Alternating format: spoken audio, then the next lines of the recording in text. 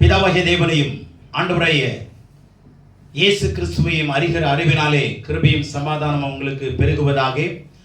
இந்த உயிர்த்தெழுந்த நல்ல நாளிலே தேவன் நம்மை சந்தோஷத்தோடு சகல ஆசீர்வாதத்தோடு கூட கொண்டு வந்தது நிமித்தம் கடவுளை நாம் ஆராதிக்க கடமைப்பட்டிருக்கிறோம். ஆகவே இந்த நாளிலே அமர்ந்திருக்கிற தேவனுடைய பிள்ளைகள் யாவரும், இந்த செய்தியை கேட்கிற நீங்களும், கேட்க இருக்கிற ஆன்லைன் மூலமாக கேட்க இருக்கிற தேவனுடைய பிள்ளைகளும் இந்த செய்தி மூலமாக ஆசீர்வதிக்கப்படுவார்கள் என்பது மிகவும் நிச்சயமான ஒன்றாய் நான் விசுவாசிக்கிறேன். அல்லேலூயா. இந்த செய்தியின் தலைப்பாக Behold the magnificent works of resurrected Jesus. உயிர்த்தெழுந்த இயேசுவினுடைய மகத்துவமான கிரியைகள். Behold the magnificent works of resurrected Jesus. உயிர்த்தெழுந்த இயேசு கிறிஸ்துவினுடைய மகத்துவமான கிரியைகள், செயல்கள் என்ற தலைப்பின் கீழே உங்களோடு கூட பேச விரும்புகிறேன். ஆதாரமாக மார்க் எழுதின சுவிசேஷம் 16ஆம் அதிகாரத்தை எடுத்துக்கொள்ளுங்கள். அவர் என்ன செய்தார்? அவரோடு இருந்த சீஷர்கள், இயேசு கிறிஸ்து 12 சீஷர்களை தெரிந்தெடுத்தார். தமக்கு சித்தமானவர்களை வரவழைத்து அவர்கள் கூட்டத்திலே இந்த 12 பேரை தெரிந்தெடுத்தார்.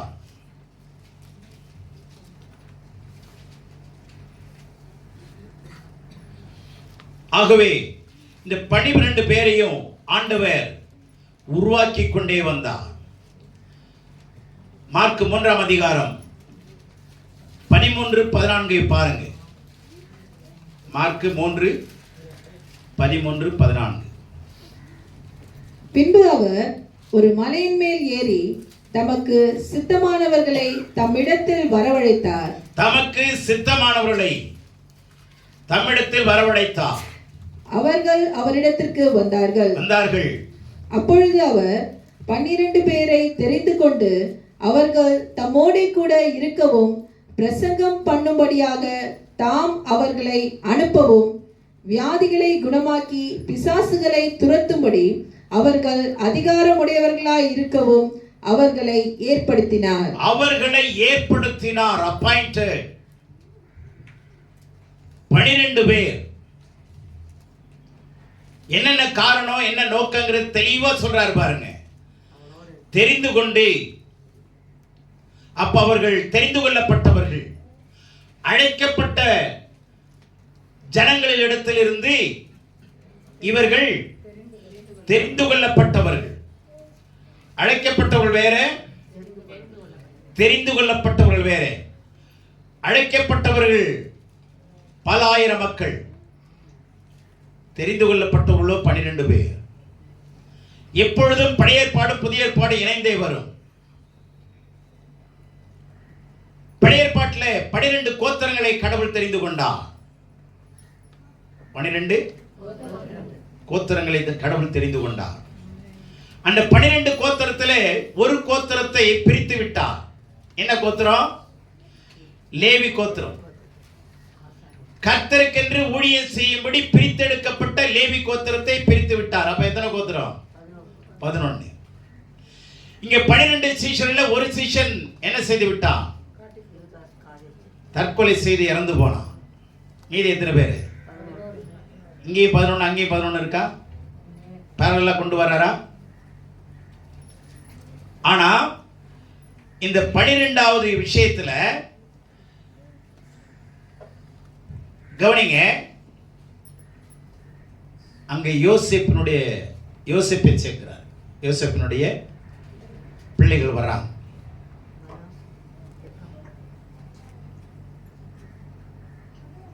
அப்போ இங்கே 12வது மாற்றப்படுகிறது. இங்கே பாருங்க, இந்த 11 சீஷர்கள் இருந்தார்கள். ஆனால் 12வது சீஷனை மற்ற சீஷர்கள் தான் தேர்ந்தெடுத்தார்களே தவிர இயேசு சொல்லவில்லை. ஆண்டவருடைய சித்தமே எத்தனை தான்? 11 தான். 11 என்று சொன்னால் மணவாட்டிகள் என்று அர்த்தம். 11 என்று சொன்னால் மணவாட்டியினுடைய ஸ்தானம். ஆண்டவர் தெளிவாக நடத்தி வந்தார். இந்த 11 சீஷர்களை கொண்டுதான் ஆண்டவர் உலகத்தை என்ன செய்தார்? தலைகீழா இருந்த உலகத்தை நேராக மாற்றினார்.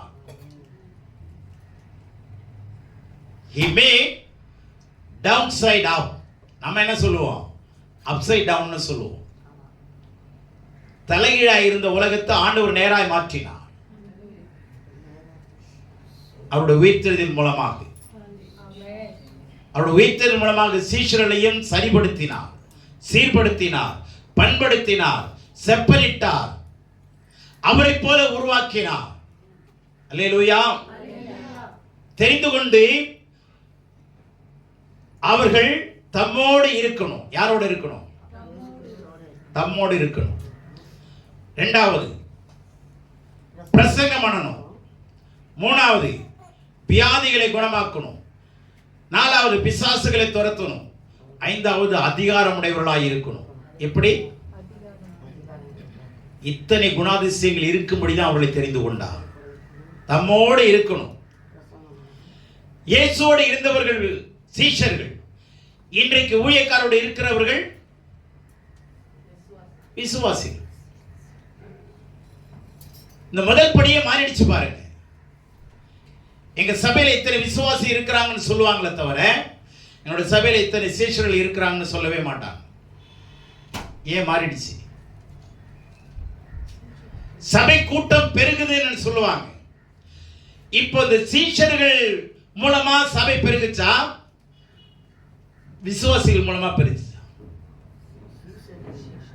சீஷர்கள் மூலமா தான். இந்த 12 எல்லவா மாறிச்சு?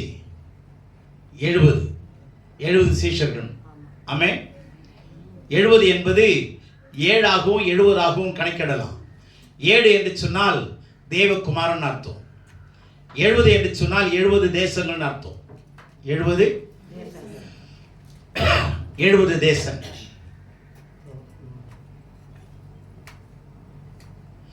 இப்படி இந்த 70 பேர் என்னவா மாறினாங்க? 120 பேரா மாறினாங்க. 120 பேர் என்னவா மாறினாங்க? பேதுருடைய பிரசங்கத்துக்கு அப்புறம் 3000 பேர். அதுக்கப்புறம் என்னவா மாறினாங்க? 5000 பேர். இதுக்கு நடுவில் சீஷருடைய தொகை பெருகினதா இல்லையா? சீஷருடைய தொகை பெருகினது. இன்னைக்கு விசுவாசிகள் பெருகுகிறார்கள், சீஷர்கள் சீன்லே காணும். இருந்தா தானே பெருகிறது. நம்ம ஆளுங்களுக்கு விசுவாசிகளை கொண்டு வர தெரியும், அவங்களை சீஷர்களா உருவாக்க தெரியாது. அவங்க தான் இன்னைக்கு சபை நடத்துறாங்க. தயவு செய்து உள்ள வந்த விசுவாசிகள் மாதிரி நீங்க தொடர்ந்து இருந்தீங்கன்னா கண்டிப்பா ஆண்டவருடைய வருகையில கைவிடப்பட்டுருவோம். ஆண்டவருடைய வழி நடத்துதலை உற்று கவனிங்க. அவர் அழைத்தார் எதுக்காக? தம்மோடு கூட இருக்கும்படி. அதுக்கப்புறம் அவரை மாதிரி பிரசங்கம் பண்ணும்படி, அவரை மாதிரி அதிகாரமுடையவர்களாய் பிசாசையும் நோய்களையும் பேய்களையும் துரத்தும்படி அவர் ஏற்படுத்தி இருக்கிறார். அவர் நம்ம என்ன செய்திருக்கிறாரு? ஏற்படுத்தி இருக்கிறார்.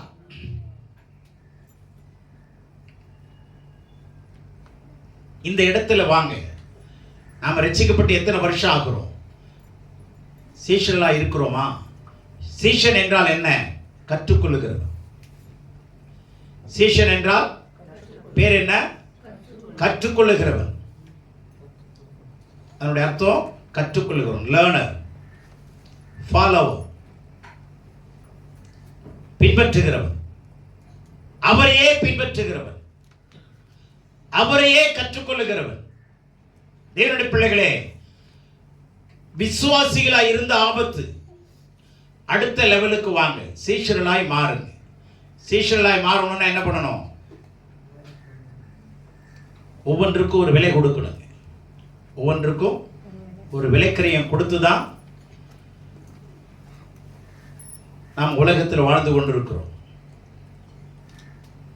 ஒவ்வொரு விஷயத்துக்கும் ஒரு விலைக்கரையம் கொடுக்கிறோம். படிக்கிறதுக்கு ஒரு விலைக்கரையம் கொடுக்கிறோம். பிள்ளைகளை வளர்க்கறதுக்கு நீங்க கவனிச்சீங்கன்னா நிறைய படிச்ச தாய்மார்கள் இருக்காங்க.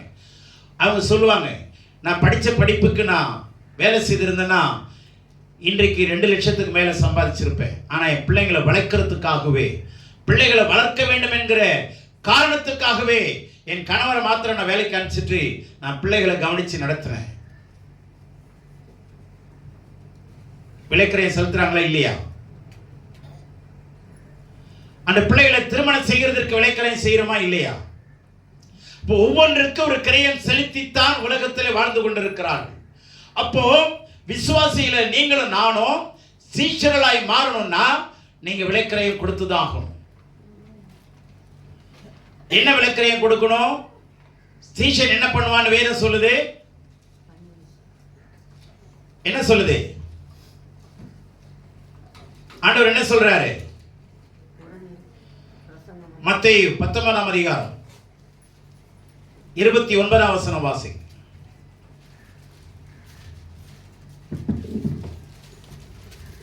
என் நாமத்தின் நிமித்தம் வீட்டையாவது சகோதரரையாவது சகோதரிகளையாவது தகப்பனையாவது தாயையாவது மனைவியையாவது பிள்ளைகளையாவது நிலங்களையாவது விட்டவன் எவனோ அவன் 100 அடைந்து நித்திய ஜீவனையும் சுதந்தரித்துக் கொள்வான்.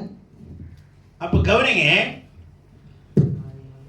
ஒரு சீஷரா இருக்கிறோம்னா விட வேண்டியவைகளெல்லாம் விட வேண்டும். விட வேண்டியவைகளை விட வேண்டிய இத்தனை காரியங்களை நம்ம விடணும்னா என்ன அர்த்தம்னா, தாய் தப்பனை வீட்டு வாசல் எல்லாம் விட்டுட்டு தெருவுக்கு வந்துடுன்னு சொல்லல. முதல்ல என்ன வை, அதுக்கப்புறம் என்ன பண்ண, உன்னுடைய தாய் தப்பனை வைன்னு அர்த்தம். புரியுதா உங்களுக்கு? முதல்ல தேவனை வைக்கணும். முதல்ல தேவனை வைக்கணும். அதுக்கப்புறம் தான் மற்றவர்கள், தாய் தகப்பன் அல்லது கணவன் மனைவி பிள்ளைகள், அதுக்கப்புறம் ஊழியம். இதான் ஆர்டர். முதல்ல தேவனை வைக்கிறோமா? முதல்ல வீட்டுக்கான தேவைகளை தேடுறோம், பிள்ளைகளுக்கான காரியத்தை தேடுறோம், குடும்பத்துக்கான விஷயங்களை தேடுறோம், வேலை வாய்ப்புகளை தேடுறோம். முதல்ல எதை தேடுகிறோம்? என் நாமத்து நிமித்தம் விட்டவன் அவன், அவன் தான் எனக்கு சீஷனா இருப்பான்னு சொல்றாரு.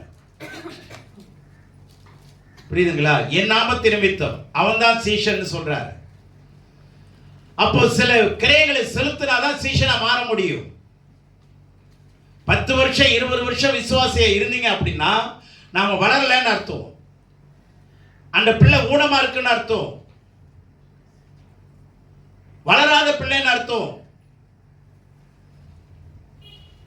தயவுசெய்து புரிந்து கொள்ளுங்க. அன்றைக்கு ஆண்டவரோடு இருந்தவர்கள் சீஷர்கள், இன்றைக்கு ஊழியக்காரோடு இருக்கிறவர்கள் விசுவாசிகள். ஆபத்தான விஷயம். அவரோடு கூட இருக்கத்தான் ஆண்டவர் நம்மை அழைத்திருக்கிறார். அப்படின்னா வேலைலாம் என்னங்க, வேலை செஞ்சாலும் அவரோடு இருக்க முடியும். வேலை செஞ்சாலும் எங்கே இருந்தாலும் என்ன செய்தாலும் நாம் அவரோடு கூட என்ன பண்ண முடியும்? வாழ முடியும். ஆமென். அந்த நோக்கம் நமக்கு இருக்கணும். உயிர்த்தெழுந்த இயேசு என்ன செய்தார் தெரியுமா? இந்த சீஷர்களை உருவாக்கிக்கிட்டே வந்தார். உருவாக்கிக்கிட்ட வருகிற ப்ராசஸில் தான் மார்க் 16ஆம் அதிகாரத்தில் இந்த சீஷரில் கவனிச்சா என்ன நடக்குதுன்னு பாருங்களேன். இந்த சீஷர் இந்த 3 வருஷம் இயேசுவோடு கூட இருந்தாங்க.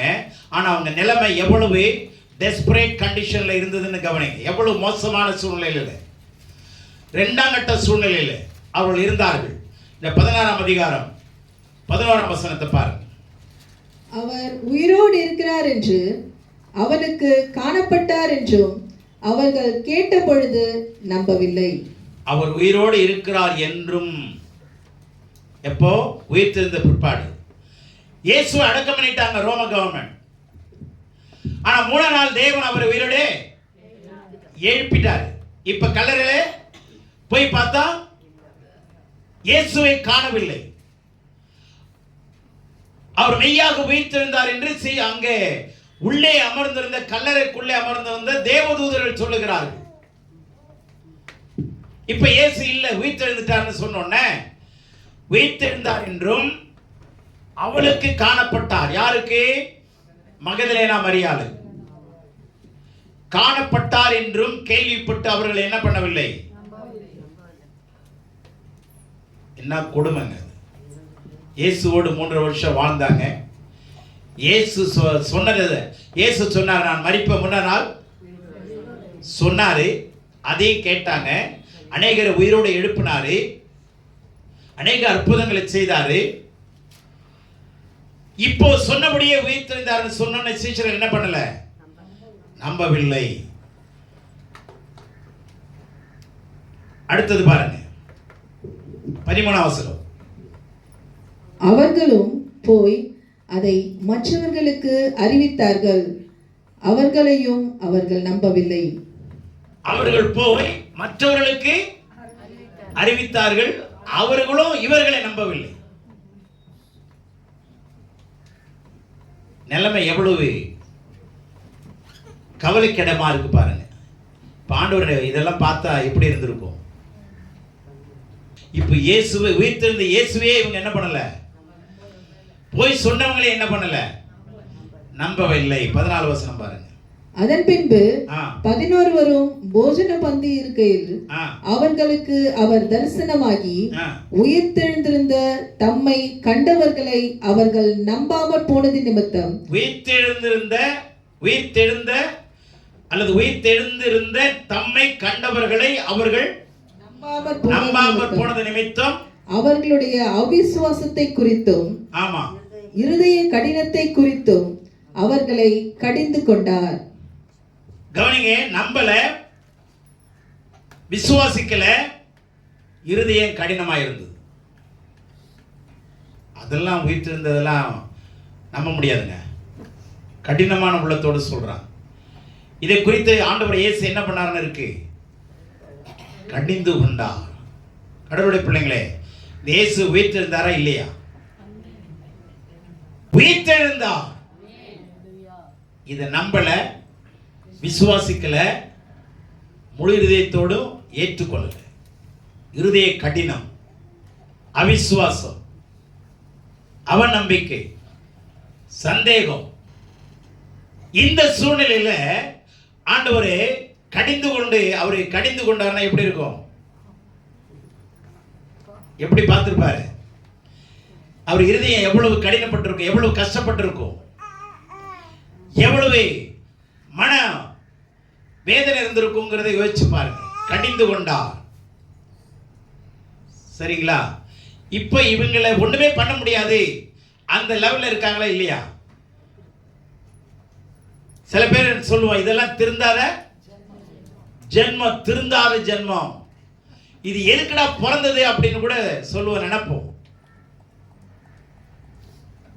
கடவுளுடைய பிள்ளைங்களே, இவ்வளவு அற்பமா கேவலமா இருக்கிற நிலைமையில இருந்த தம்முடைய சீஷர்களை எப்படி மாத்தினார் பாருங்க. அதான் தேவனுடைய ரகசியம். அல்லேலூயா. சில பேர் சொல்லுவாங்க, ஒண்ணுத்துக்கு லாய்க்கு கிடையாது, ஒண்ணு கூட லாய்க்கே கிடையாது. அவங்களதாங்க ஆண்டவர் லாய்க்கா மாத்துறார். அல்லேலூயா. சின்னவன் 1000 சிறியவன் பலத்த ஜாதியுமாய் மாறுவான். நல்ல கவனிங்க, கடவுள் ஒருத்தரை தெரிஞ்சுக்கிட்டாருன்னா விடவே மாட்டாருங்க. கடவுள் ஒருத்தரை தெரிஞ்சுக்கிட்டாருன்னா அவங்களை என்ன மோசமான கண்டிஷன்ல இருந்தாலும் சரி, அவரை தூக்கி கொண்டு போய் உயரத்தில் வைக்கிற அளவுக்கு ஆண்டவர் செய்வார். ஆனா ஒண்ணு நல்ல கவனிங்க, கற்றுக்கொள்ள கவனிங்க. சீஷர்கள் கற்றுக்கொள்ளுகிற திராணிக்கு ஏற்றபடி கடவுள் அவருக்கு போதித்து நடத்தி கொண்டே வந்தார். கற்றுக்கொள்ளுகிற திராணியின்படி அவங்களுக்கு எவ்வளவு முடியுதோ அந்த அளவு, எந்த அளவுக்கு ஏற்றுக்கொள்ள முடியுதோ அல்லது எந்த அளவுக்கு அவங்களுக்கு புரிய வைக்க முடியுமோ அந்த அளவுக்கு ஆண்டவர் இறங்கி வந்து அவர்களுக்கு புரிய வைத்தார். மார்க் 4ஆம் அதிகாரம் 33ஆம் வசனம். அவர்கள் கேட்டறியும் திராணிக்கு தக்கதாக அவர் இப்படிப்பட்ட அநேக உவமைகளினாலே அவர்களுக்கு வசனத்தை சொல்லிக் கொடுத்தார். ஆமென். கேட்டறியும் திராணிக்கு தக்கதாக உங்களுக்கு எவ்வளவு தூரம் புரியுதோ அதை கீழே இறங்கி வந்து புரிய வைக்கிறாருங்க. ரொம்ப படிக்கலைன்னா கவலைப்படாதீங்க. உங்களை புரிகிற வரைக்கும் ஆண்டவர் விட மாட்டார். உங்களை புரிகிற வரைக்கும் ஆண்டவர் பிரிய மாட்டார். உங்களுக்கு புரிகிற வரைக்கும் ஆண்டவர் உங்களை விட்டு பிரியவும் மாட்டார். இதுவரைக்கும் புரிகிற வரைக்கும் பிரியாத தேவன். புரியாததை புரிய வைக்கும்படி அவர் பிரியாமல் உங்களோடு இணைந்திருக்க அவர் உண்மை உள்ளவர். தேவனுடைய பிள்ளைகளே, இப்படிப்பட்ட மோசமான நிலைமையில இருந்தவர்களை கடவுள் அந்த 16ஆம் அதிகாரம் கடைசி வசனம் வாசிங்க, 20ல மார்க் 16:20. அவர்கள் புறப்பட்டு போய், அவர்கள் இந்த நிலைமையில இருந்தவர்கள் புறப்பட்டு போய் எங்கும் பிரசங்கம் பண்ணினார்கள். எங்கும் பிரசங்கம் பண்ணினார்கள். கர்த்தர் அவர்களுடனே கூட கிரியை நடப்பித்து அவர்களால் நடந்த அடையாளங்களினாலே வசனத்தை உறுதிப்படுத்தினார். ஆமென். வசனத்தை உறுதிப்படுத்தினார். அவங்க என்ன வசனம் பேசுறாங்களோ அற்புதம் நடக்கும்னு சொன்னா அந்த அற்புதம் நடக்க வைத்தார். கூட இருந்து உறுதிப்படுத்துகிற தேவன் நம்முடைய தேவன். ஆனா ஒண்ணு புரிஞ்சுங்க, நான் தேவனால் பிரித்தெடுக்கப்பட்டவர், நான் தேவனால் அழைக்கப்பட்டவர், தேவனால் தெரிந்து கொள்ளப்பட்டவர், தேவனோடு கூட இருக்கும்படி நான் விசேஷித்தவனாய் மாற்றப்பட்டவர். நான் அவரோடு கூட இருக்கும்படி சொல்லுங்க, நான் அவரோடு கூட இருக்கும்படி, அவரோடு கூட வாழும்படி, அவரை போல பிரசங்கம் பண்ணும்படி ஏற்படுத்தப்பட்டவன். அல்லேலூயா. இதை விட்டு நீங்க கொஞ்சம் கூட இறங்கி வந்துடாதீங்க. அதுக்கான அதிகாரத்தையும் ஆளுகையும் கடவுள் உங்களுக்கு கொடுத்திருக்கிறார். அந்த அதிகாரத்தையும் ஆளுகை அதிகாரத்தை பயன்படுத்துங்கள். ஆமென். அல்லேலூயா. கடவுளுடைய அதிகாரத்தை நமக்கு கடவுள் கொடுத்திருக்கிறார். யாருடைய அதிகாரத்தை? அவருடைய அதிகாரத்தை. நீங்க அதிகாரத்தை படிச்சீங்கன்னா அதிகாரம் கிடைக்குங்க. நம்ம எங்க அதிகாரத்தை படிக்கிறோம்? அதுல 40 வசனம் இருந்தா 4 வசனத்தோட நிறுத்திட்டு ஓடி போயிடும். காலண்டர்ல 3/4 வசனம் தொங்கும். அந்த வசனத்தை வாசிச்சுட்டு நம்மளும் தொங்கிக்கிட்டு கிடப்போம். உட்கார்ந்து 1 மணி நேரம் வசனத்தை வாசிப்போம், 2 மணி நேரம் வேதத்தை தியானிப்போம். வேதத்தோடு பழகாதவர்கள் கடவுளோடு பழகவே முடியாது. வேதத்தோடு பழகாதவர்கள் சொல்லுங்க, வேதத்தோடு பழகாதவர்கள் கடவுளோடு கூட பழகவே முடியாது, கடவுளோடு நடக்கவும் முடியாது. நான் 13 வயசுல இருந்து இந்த வேதத்தை நான் பழகி கொண்டிருக்கிற, வேதத்தோடு பழகிறேன், வேதத்தோடு நான் நடக்கிறேன். எங்க போனாலும் பைபிள் எடுத்துட்டு தான் போவேன். எங்க போனாலும். ஒரு முறை ட்ரெயின்ல விட்டுட்டேன், பேக்கோட விட்டுட்டேன். எனக்கு ரொம்ப மன சங்கடம். வேலைக்கு போயிட்டேன், மனசே இல்லை. எங்க விட்டேன் அது எலக்ட்ரிக் ட்ரெயின்ல விட்டுட்டேன். அது கும்மிடிப்பூண்டி வரைக்கும் போவோம். யார் எடுத்தாங்கன்னு எனக்கு தெரியாது. என்ன பண்றதுன்னு தெரியல. ஆண்டவரே, எனக்கு அந்த பேக் வேணும், எனக்கு பைபிள் வேணும். நான் நேராக வந்தேன், மெயின் கேட்டுக்கு வந்தேன். செக்யூரிட்டி சிஎஸ்ஓ சீஃப் செக்யூரிட்டி ஆஃபீஸரை பார்த்தேன். சார், எனக்கு ரெக்வஸ்ட் என்னன்னாரு, ஒரு பேக்கு காணாம வச்சு எனக்கு வேணும் அப்படின்னேன். அதுக்கு நான் என்ன பண்ணுறதுனாரு, உங்ககிட்ட யாராவது வந்து கொடுத்தாங்களான்னு கேட்க வந்தேன். அதுக்குள்ளே என்ன இருந்ததுனாரு, பெரிய பொக்கிஷம் இருந்தது சார், அதை நான் லாஸ் பண்ணிட்டேன், அதை உங்கள்கிட்ட கொண்டாந்து கொடுத்தா என்கிட்ட கொடுங்கன்னு. என்ன பொக்கிஷான்னாரு, பைபிள் சார்னு. என்ன சார் இப்படியெல்லாம் சொல்றீங்க? என்னாரு, ஆமாம் சார் அது. ஆனால் என்னை தேடி வந்துச்சுங்க அந்த பைபிள். அல்லேலூயா. ஆச்சரியமா இருந்தது. தேவனுடைய பிள்ளைகளே, இது ஒரு பொக்கிஷம். அது கடவுள் நம்மளை நம்பி கொடுத்திருக்கிறார். இந்த பொக்கிஷத்தை மதிக்க தெரியலன்னா நீங்க கடவுளை மதிக்காதவர்கள் அர்த்தம். உன்னத்துக்கு லாய்க்கு இல்லை, நம்பவே இல்லைங்க. யாரு கூட இருந்தவங்க? உங்க கூடவே இருந்துட்டு சாப்பிட்டுட்டு 3 வருஷம் 4 வருஷம் தின்னுட்டு நீங்க போகும்போது இப்படி திருப்பிட்டு போனாங்கன்னா எப்படி இருக்கும்? என்னன்னு சொல்லுவீங்க? நீங்க பேர் என்னன்னு வைப்பீங்க தெரியுமா? பார்த்தீங்களா? அப்போ கவனிங்க, இப்படிப்பட்டவர்களையும் ஆண்டவர் கைவிடவில்லை. இப்படிப்பட்டவர்களையும் ஆண்டவர் என்ன செய்யவில்லை? கைவிடவே இல்லைங்க. உருப்படாத யாரா இருந்தாலும் உருப்பட வைக்கிறவர் தான் தெய்வம். இப்ப என்ன பண்ணாங்க? பிரசங்கம் பண்றாங்க, அற்புதம் செய்யறாங்க, அவங்க பார்த்தா எல்லாம் நடக்குதா? இதுக்கு நடுவுல என்ன நடந்தது தெரியுமா? இந்த நிலைமையில இப்ப போய் பிரசங்கம் பண்றாங்கன்னு இருக்குல்ல, இப்ப இந்த பிரசங்கம் பண்ணினதுக்கும் நம்பாம அவிசுவாசப்பட்டு இவங்க இருதய கடினமா இருந்தப்போ என்ன நடுவுல நடந்ததுன்னா, அப்போஸ்தலர் 2ஆம் அதிகாரம் குறுக்க வந்துருச்சுங்க. அல்லேலூயா சொல்லுவீங்களா? புரிஞ்சிச்சா உங்களுக்கு? புரிஞ்சிச்சா? என்ன நிலைமையில இருந்தாலும் கவலைப்படாதீங்க. இந்த அப்போஸ்தலர் 2ஆம் அதிகாரம் உங்க வாழ்க்கையில குறுக்கே வரணும். அப்போஸ்தலர் 2ஆம் அதிகாரம் உங்க வாழ்க்கையில என்ன வரணும்? குறுக்கிட வேண்டும். இந்த லாய்க்கு இல்லாத சீஷர்களை பார்த்தாரு, எல்லாரும் ஒண்ணா கூடுனாங்க, ஒரு இடத்துல ஒருமனப்பட்டாங்க. 3ஆம் வசனம் 4ஆம் வசனம் பாருங்க. அல்லாமலும் அக்கினிமயமான நாவுகள் போல பிரிந்திருக்கும் நாவுகள் அவர்களுக்கு காணப்பட்டு அவர்கள் ஒருவர் மேலும் வந்து அமர்ந்தது. ஒவ்வொருவர் மேலும் வந்து அமர்ந்தது. ஒவ்வொருவர் மேலும். நல்லா கவனிங்க. அக்கினிமயமான நாவுகளை போல பிரிந்திருக்கும் நாவுகள் அவர்களுக்கு காணப்பட்டு ஒவ்வொருவர் மேலும் வந்து அமர்ந்தது. அக்கினிமயமான நாவுகள். நீங்க பேச வேண்டிய அவசியம் இல்லைங்க, அக்கினிமயமான நாவுகள் பேசுங்க. அல்லேலூயா. அதனாலதான் நம்ம சபைக்கு அக்கினி ஜுவாலை ஆராதனை சபைன்னு பேர் வச்சிருக்கோம். Flame of fire. ஆமென். அக்கினிமயமான நாவுகள்.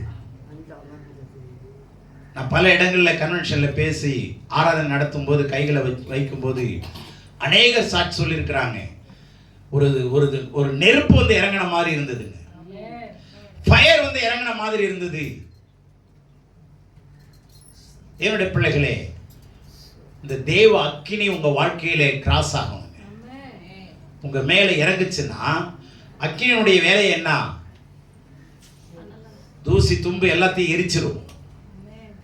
பயம் கேம் எல்லாமே பயம் போயிடும், சந்தேகம் போயிடும், அவிசுவாசம் போயிடும், இருதய கடினம் போயிடும், திகில் போயிடும், உங்க பாரம் போயிடும். நம்மளை பிடிச்ச 7 நாட்டு சனிய. தேவனுடைய பிள்ளைகள் நல்லா கவனிங்க. என்ன பிரச்சனை எவ்வளவு பெருசா இருந்தாலும் பரவாயில்லைங்க, அபிஷேகத்தினால் நுகங்கள் அழிக்கப்படும். ஏசாயா 10:27 அபிஷேகத்தினால், ஆமா, அபிஷேகத்தினால் yoke shall be destroyed because of anointing. அபிஷேகத்தினால் நுகங்கள் முறிக்கப்படும் இருக்கு. இல்ல, முறிக்கப்பட்டால் அங்கதான் இருக்கும், அது முறிக்கப்படாது. நுகங்கள் அழிக்கப்படும், உங்க முகங்கள் பிரகாசமாய் மாறும். அல்லேலூயா. ஆகவே தயவு செய்து இந்த அப்போஸ்தலர் 2ஆம் அதிகாரம் உங்க வாழ்க்கையில குறுக்கிட வேண்டும் என்று ஜெபம் பண்ணுங்க. அதனால ஆண்டவர் சொல்றார், கேளுங்கள் தரப்படும், தட்டுங்கள் திறக்கப்படும், தேடுங்கள் கண்டடைவீர்கள் சொல்லிட்டு சொல்றாரு, பொல்லாதவர்களாகிய நீங்கள் உங்கள் பிள்ளைகளுக்கு நல்ல ஈவுகளை கொடுக்க அறிந்திருக்கும் போது பரலோகத்தில் பிதா தம்மிடத்தில் வேண்டிக் கொள்வர்களுக்கு நன்மையானவைகளை, இதை லூக்கா 11ஆம் அதிகாரம் 13ஆம் வசனத்தில் சொல்லுது, பரிசுத்த ஆவியை கொடுப்பது உங்களுக்கு அதிக நிச்சயம் அல்லவா? நீங்க முழங்க படிட்டு கேளுங்க. 13 வயசுல நான் என்னுடைய மாமாவுடைய வீட்டுக்கு பாஸ்டர் அவங்க வந்திருந்தேன். ஒரு மாசம் மே மாதம் லீவுக்கு வந்திருந்தேன். அவங்க நல்லா ஊழியர் செய்கிறவங்க. அவரு படிச்ச படிப்பு சொன்னா நீங்க ஆச்சரியப்படுவீங்க. அவ்வளவு பெரிய படிப்பாளிங்க. ஏபிசிடி ஒன்றும் தெரியாது. ஆனா அவர் போய் சுவிசேஷம் சொன்னார்னா எப்பேற்பட்ட ஆளும் ஆண்டவர் ஏற்றுக்கொண்டுருவோம்.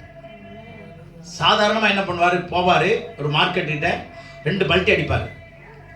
பல்ட்டி அடிச்சோன்னே 4 பேர் கூடுவானா இல்லையா? நம்மளுக்கு தான் தெரியுமே. அவங்களை கூப்பிட்டு சுவிசேஷம் சொல்லிடுவார். இது மாதிரி ஏன்னா படிக்க தெரியாதுல்ல, ஏதோ அவருடைய பாடி லாங்குவேஜில் அவர் செய்வார். ஆனால் என்ன நடந்ததுன்னா, இந்த அப்போஸ்தலர் 2ஆம் அதிகாரம் அவரோட வாழ்க்கையில் நடந்தது. அபிஷேகம் பெற்றார். அபிஷேகம் பெற்ற பிறகு அவரிடத்துல ஒரு முறை அந்த பன்ருட்டி, அந்த ஊர் அது பன்ருட்டி ஊர், அந்த ஊரில் எம்எல்ஏனுடைய மகன்தான் வந்து இவர்கிட்ட உட்கார்ந்தார். எதுக்காக வந்தார்னா, இவர் ஆவியில் நிரம்பி ஜெபம் பண்ணா ஃப்ளூயண்ட்டாக இங்கிலீஷில் பேசுவார். படித்தவங்க கூட அது மாதிரி பேச முடியாது. இதை சோதிக்கிறதுக்காக எம்எல்ஏ பையன் வந்து உட்கார்ந்து அவர்கிட்ட இங்கிலீஷில் பேசுகிறாரு. எனக்கு தெரியாது தம்பின்னு. இப்போதானே ஐயா இங்கிலீஷில் அழகாக பேசுனீங்க. இல்லை, அது ஆண்டவர் பேசுறது. அப்படிப்பட்ட ஆண்டவரா நீங்கள் ஆராதிக்கிறவர், நானும் ஏற்றுக்கொள்ளுகிறேன். அல்லேலூயா. லாய்க்கு இல்லாத மக்களை உலகத்திற்கு வெளிச்சமாய், கலங்கரை விளக்கமாய் மாற்றுகிறவர் நம்முடைய ஆண்டவர். Behold the splendid works of the Lord Jesus Christ. Excellent works of the Lord Jesus Christ. அல்லேலூயா. மகத்துவமான, மகிமையான, மேன்மையான கிரியைகளை வந்து பாருங்கள், வந்து பாருங்கள். நான் அற்பமாய் இருக்கிறேன், எனக்கு ஒன்றும் தெரியாது, நினைக்கவே நினைக்காதீங்க. ரொம்ப படிக்காத, நான் 4வது 3வது 4ஆம் வகுப்பு நினைக்கிறேன், படிச்சுதானே ஐநாவரத்தில் வாழ்ந்து பாப்பா சங்கர் அவர்கள்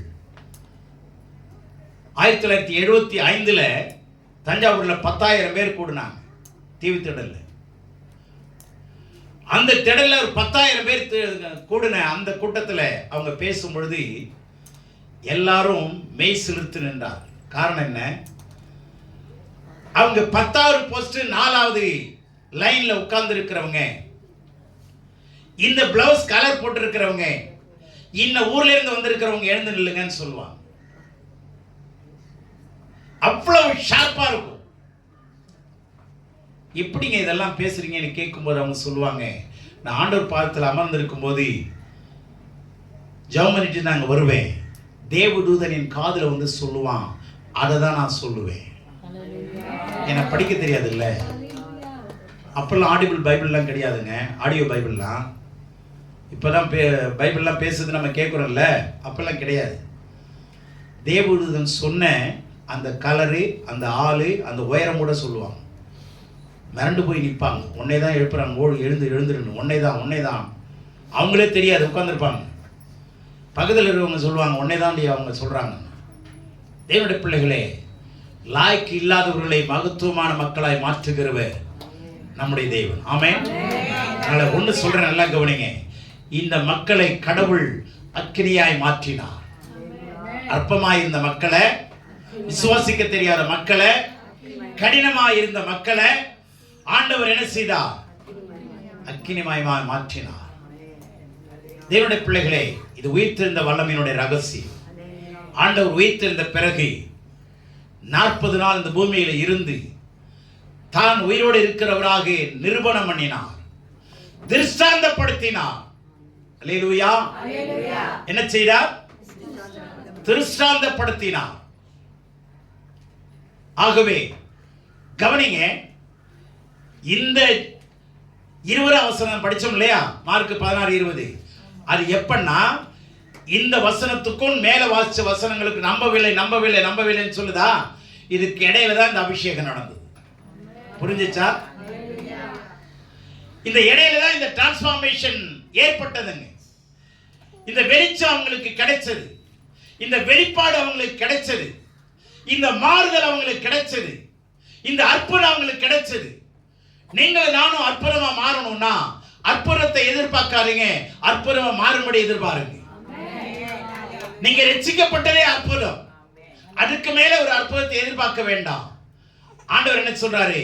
நீங்களே அற்புதமாய் மாறுங்க. நீங்களே, அதுக்கு என்னுடைய ஆவியானவர் உங்களுக்கு நான் தருகிறேன்.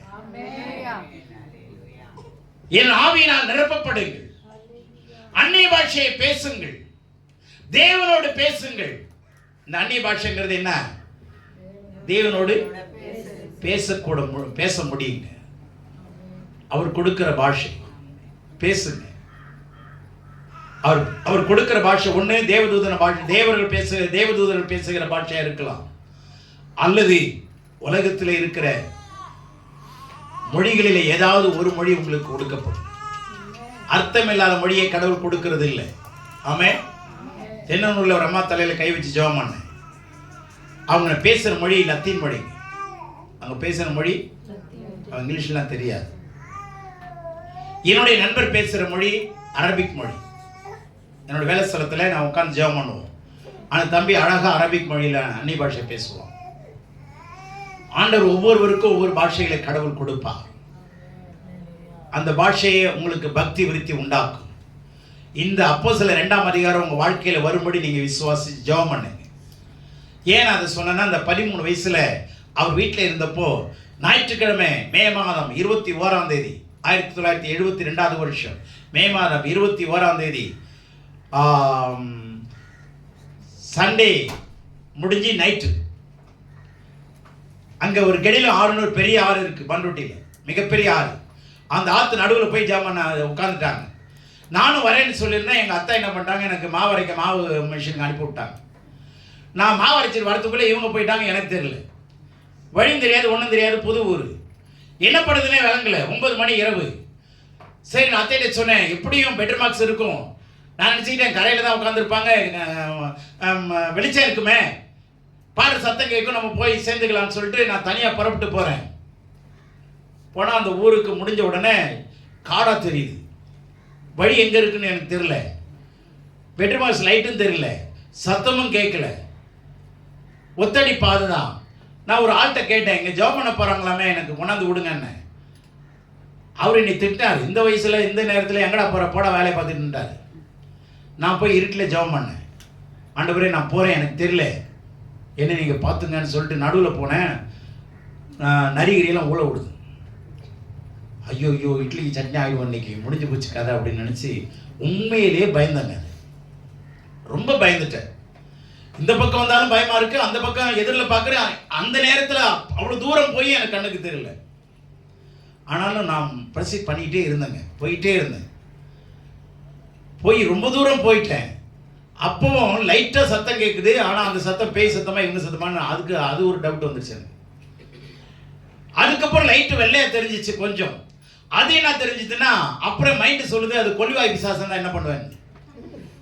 அதுவும் கரெக்டு தானே. இது என்ன, இந்த ஊரில் இவ்வளவு எங்கேயுமே லைட் இல்லைங்க, கும்ம நிட்டுங்க.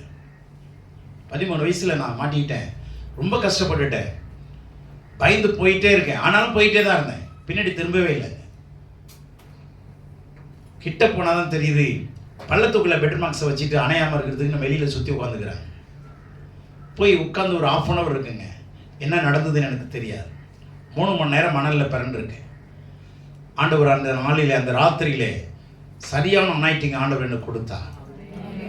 எனக்கு என்ன நடந்ததுன்னு தெரியாத, ஏதோ ஒரு மாற்றம் இருக்குது மாத்திரம் இருதயத்தில் தெரிஞ்சது. அடுத்த நாளே நாங்கள் எல்லாரும் சேர்ந்து ஒரு 10 பேர் சேர்ந்து ஜெபம் பண்ணோம். காலையில் சாயந்தரம், காலையிலேருந்து சாயந்தரம் வரைக்கும். சாயந்தரத்தில் அந்த ஊழியக்காரர் சொல்கிறாரு, உங்களுக்கு என்னென்ன தேவையோ அது கேளுங்க, ஆண்டவர் உங்களுக்கு கொடுப்பாருன்னு. நான் கேட்டேன், தீர்க்கதரிசன வரம் வேணும் ஆண்டவர்னு கேட்டேன். அவ்வளோதான் எனக்கு தெரிஞ்சது. மீதியெல்லாம் அதில் நான் தான் ரொம்ப சின்னவன், மற்றவங்கெல்லாம் பெரியவங்க, எல்லாம் 25 வயசு உள்ள வாலிபர்கள். என் தலையில் கை வச்சார். எரேமியா 1:5 படினார். 5லேருந்து 10 வசனம் படினார். அந்த வசனம் நான் படித்த ஞாபகம் இல்லை அப்பெல்லாம். அப்போ தான் தெரியுது, அந்த 1ஆம் அதிகாரம் 5ஆம் வசனத்தில் தீர்க்கதரிசியாக கட்டளையிட்டேன். நான் என்ன ஜெபம் பண்ணணும் அதுதான் ஆண்டவர் சொன்னார். அது எனக்கு பெரிய ஆச்சரியமாக இருந்தது. தேவனுடைய பிள்ளைகளே, இந்த அப்போஸ்தலர் 2ஆம் அதிகாரம் உங்கள் வாழ்க்கையில் வரலன்னா நீங்கள் பிரசங்கம் பண்ணவும் முடியாது. தயவுசெய்து நல்லா கவனிங்க. 2 விதமான அபிஷேகம் இருக்கு. ஒன்று உங்களை உருவாக்குகிறதற்கு நீங்கள் பெறுகிற அபிஷேகம். 2வது இன்னொரு அபிஷேகம், ஊழியத்திற்கான அபிஷேகம். அந்த அபிஷேகத்தை பெற்றுக்கொள்ளுங்கள். ஆகவே ministerial anointing is something different. உங்களுக்கு கொடுக்கப்படுகிற அபிஷேகம் உங்களை உருவாக்க, ஊழியத்திற்கான அபிஷேகம் தனியா இருக்கு. அந்த அபிஷேகத்தை பெற்றுக்கொள்ளுங்கள். ஆண்டவர்கிட்ட கேளுங்க, அற்புதம் நடக்கும். ஆமென். அதிசயங்கள் நடக்கும், ஆச்சரியமானவைகளை நீங்கள் கேள்விப்படுவீர்கள். ஆகவே இந்த வார்த்தையில நான் என்ன சொல்லி முடிக்கிறேன்னா, இந்த அப்போஸ்தலர் நடபடிகள் 1ஆம் அதிகாரம் 11ஆம் வசனத்தை வாசிங்க சீக்கிரம், டைம் இல்லை. அப்போஸ்தலர் 1:11. கலிலேயராகிய மனுஷரே, நீங்கள் ஏன் வானத்தை அண்ணாந்து பார்த்து நிற்கிறீர்கள்? ம். உங்களிடத்தினின்று வானத்திற்கு எடுத்துக்கொள்ளப்பட்ட இந்த இயேசுவானவர் இந்த இயேசுவானவர், நல்லா கவனிங்க, நான் சொல்லி முடிக்கிறேன். இந்த இயேசுவானவர் சொல்லி அப்போஸ்தலர் 1:11 2ஆம் அதிகாரம் 32-36 17ஆம் அதிகாரம் 3ஆம் வசனத்திலே இந்த இயேசு, இந்த இயேசுவை தேவன் எழுப்பினார். இந்த இயேசுவையே தேவன் ஆண்டவரும் கிறிஸ்துவாய் ஆக்கினார் என்று இஸ்ரவேல் குடும்பத்தார் யாவரும் நிச்சயமாய் அறிய கடவர்கள். இந்த இயேசுவை, தேவனுடைய பிள்ளைகளே, ஏன் இந்த இயேசுவை சொல்றாங்க தெரியுமா? 1737 வருஷத்துல க்ரூடன்ஸ் என்கிற கன்கார்டன்ஸ் பைபிள்ல புத்தகத்துல க்ரூடன்ஸ் ஒத்துவாக்கிய அகராதி அது சொல்லுது 198 நபர்கள் இயேசு என்ற பெயரிலே வாழ்ந்தார்கள். 198 பேர் இயேசு என்ற பெயர்ல தலைப்பில். அதனாலதான் எந்த இயேசுன்னு காமிக்கணும்ல, புரியுதா? 10 பேர் இருந்தாங்கன்னா இவங்க தான் சொல்லணும்ல, புரிஞ்சதா? அதனால இந்த இயேசுவைன்னு குறிப்பிட்டு காண்பித்தார்கள். வேற இயேசு இல்ல, இந்த இயேசு. அல்லேலூயா. இந்த இயேசுவை தேவன் எழுப்பினார். இந்த இயேசுவை நீங்கள் நிச்சயமாய் அறிய கடவீர்கள். அல்லேலூயா. அந்த இயேசுன்னு 2:23 இருக்கு அப்போஸ்தலர்ல. அந்த இயேசு எது? சிலுவையில் சுமந்த அந்த இயேசு தான் இந்த இயேசு. புரிஞ்சுச்சா? 2ஆம் அதிகாரம் 23 சொல்லுது, அந்த இயேசுவை நீங்கள் பிடித்து அக்கிரமக்காரருடைய கையினால் சிலுவையில் ஆணையடித்து கொலை செய்தீர்கள். அந்த இயேசுவை தேவன் எழுப்பினார். இந்த இயேசுவை நீங்கள் கொலை செய்தீர்கள். அந்த இயேசுவை தேவன் எழுப்பினார். அந்த இயேசுவை நீங்கள் நிச்சயமாய் நம்ப கடவீர்கள். வேற எந்த இயேசுவையும் பார்த்துறாதீங்க. எவ்வளவு அது திருஷ்டாந்தப்படுத்தினார்கள் என்று சொல்லியிருக்கு. அந்த இயேசுவை அவர்கள் என்ன பண்ணினார்களா? திருஷ்டாந்தப்படுத்தினார்கள். அப்படின்னா என்ன? உறுதிப்படுத்தினார்கள். இதற்கு நாங்கள் சாட்சி. அல்லேலூயா. பேதுரு சொல்றார், நாங்கள் சாட்சி. இந்த தேவன் நம்மை ஆசீர்வதிப்பாராக. ஆமென்.